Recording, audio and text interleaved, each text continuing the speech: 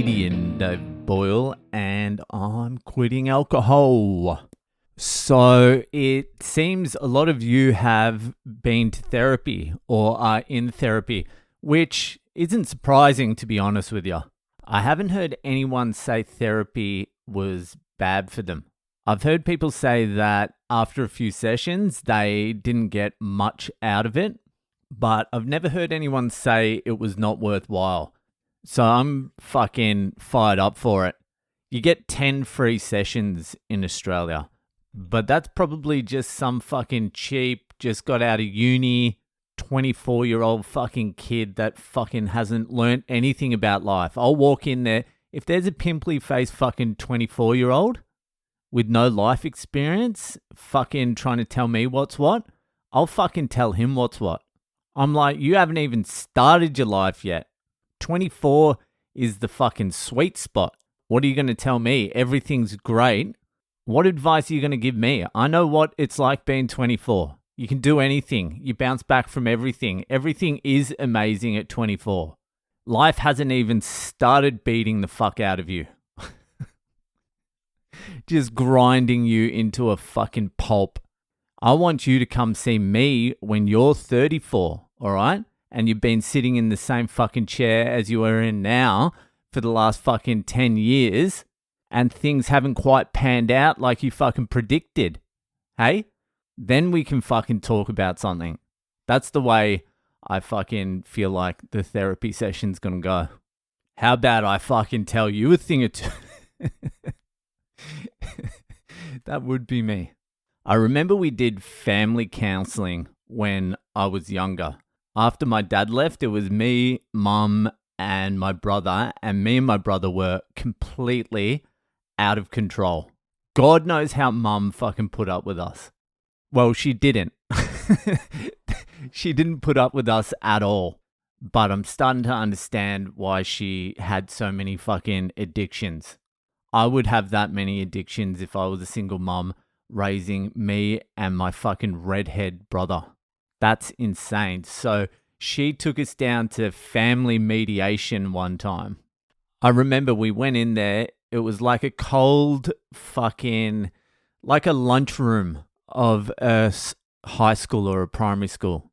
And there was a big table and mum was sitting at one end. I was sitting on one side and my brother was sitting on another side and the mediator was down the other end. And we all hated each other. We all fucking hated each other. And fucking, I was angry back then as well. Angry and sad, I would say. Angry and sad. But mainly I was just showing the anger. I did not give a fuck. And the mediator was trying to get us to talk. And me and my brother just wouldn't talk. Well, I wouldn't talk. I didn't even say one fucking word the whole time I was in there. My brother, I don't even know if he knew what was going on. My brother has always been a live in the moment type character. Like, I feel like he lives in 30-second blocks.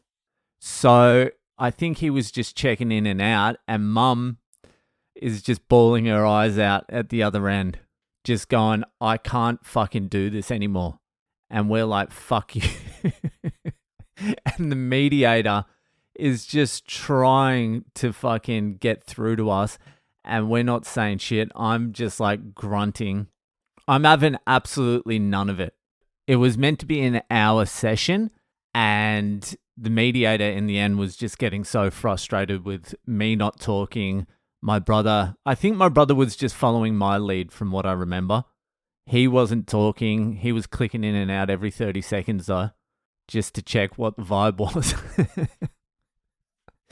And no, fucking, I remember mum calling us little cunts a lot in front of the mediator. These two little cunts, these evil little cunts. And even the mediator was a little bit shocked, going like, I don't know if you should be calling them cunts. But by the end of it, the media was like, all right, you two little cunts. Get the fuck out of here.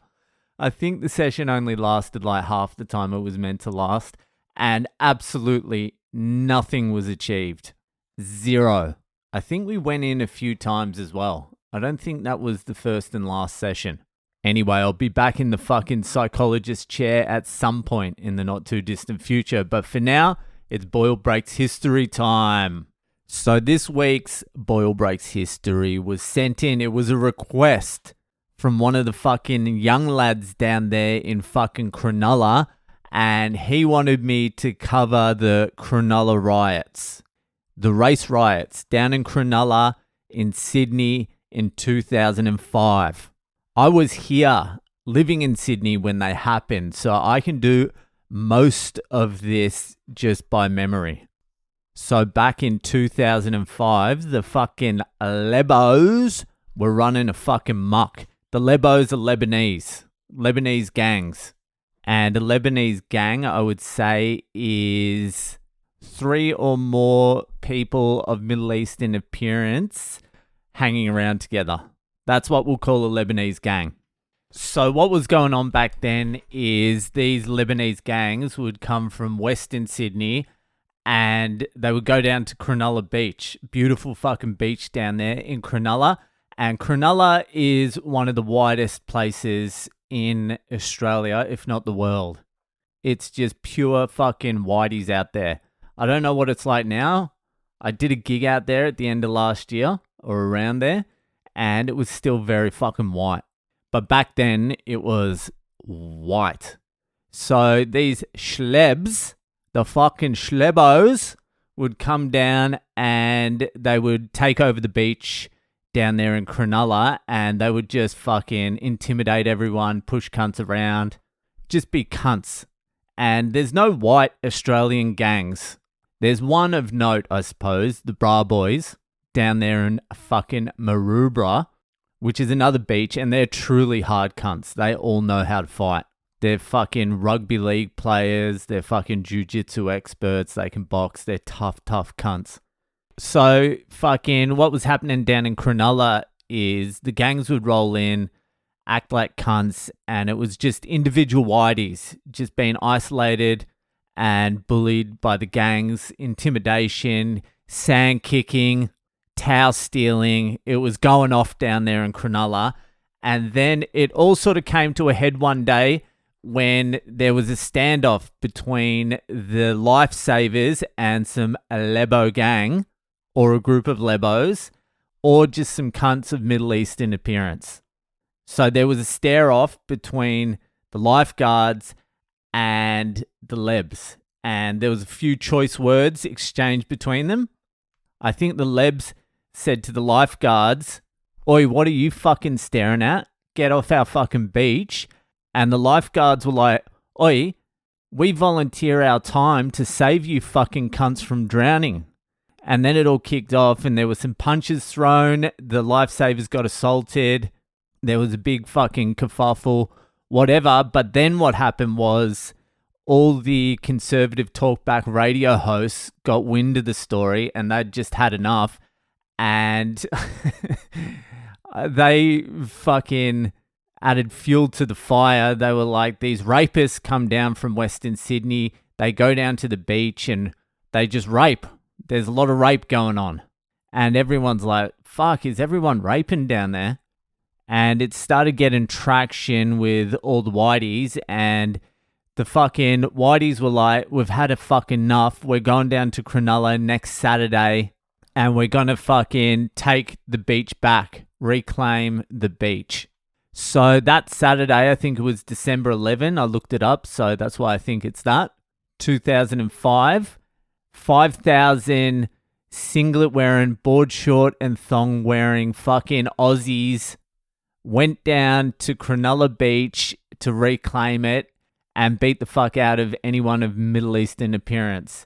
And it just so happened that on that particular day, no one of Middle Eastern appearance or none of the Leb gangs rocked up to Cronulla Beach. So unfortunately... a couple of Indian fucking taxi drivers got the shit kicked out of them. A couple of fucking international students were in the wrong place at the wrong time. So a few fucking Uber drivers even though there wasn't Uber back then, got their asses kicked. There were bottles thrown. There were big fucking white gangs. There were some vicious scenes recorded. It wasn't a good look. So anyway, that fucking simmered down that day. And then what happened was about 100 cars in a fucking convoy of lebs drove from fucking Punch Bowl, which is some dump place in Western Sydney, drove down to Maroubra, where the fucking Bra Boys are from. There's a really good fucking documentary about the Bra Boys as well. My brother's keeper, I think it is, which is the tattoo they all get. A lot of the Bra Boys ended up successful, like rugby league players, big wave surfers, like they're mad cunts.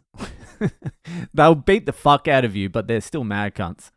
So this Leb convoy drives down to Maroubra, 100 cars, they reckon it was, full of lebs with baseball bats and fucking steel bars and shit like that.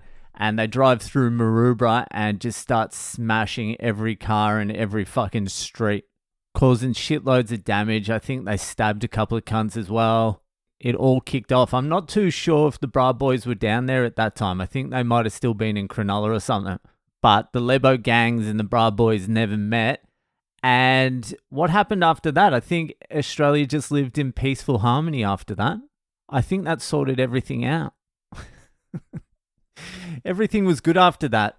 The Lebs made peace with the Whiteys and it was all good. Nah, that didn't happen. I don't know what the Leb gangs are up to now. I don't even know if they're a problem anymore. I'm so far removed from Leb gangs that I don't even know who the problem gangs are anymore. Anyway, that's more or less the Cronulla riots. The race riots in Sydney 2005. Go watch My Brother's Keeper. It's a good documentary about the Bra Boys. And just YouTube Cronulla race riots and you'll see pretty much what I told you. Anyway, that'll fucking do it for today and I'll see you the fuck later.